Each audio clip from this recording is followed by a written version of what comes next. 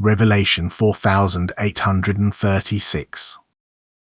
From the 12th of February 1950. Spiritual death. New banishment in matter. It is truly better for you to endure bodily death than to fall prey to spiritual death at the end, from which there is only an awakening after an infinitely long time. You can exchange physical life with a life in the spiritual kingdom, and even if you have not yet reached the degree of light, you are still given the opportunity to enter the kingdom of light from darkness, whereas spiritual death means that you are deprived of every possibility to still mature in another world.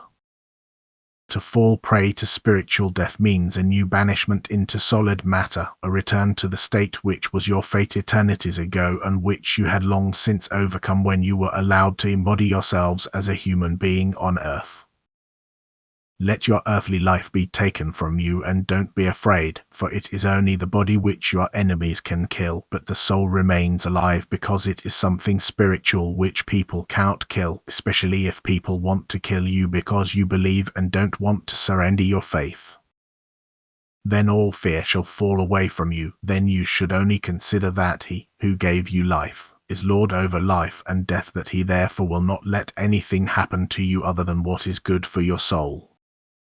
Anyone who loses his life for the sake of faith can calmly give it up, for his soul will be taken into the kingdom of light where it will live eternally in bliss. But woe to those who try to preserve their lives and deny God. A short time is still granted to them where they pay homage to the world and prove their allegiance to Satan.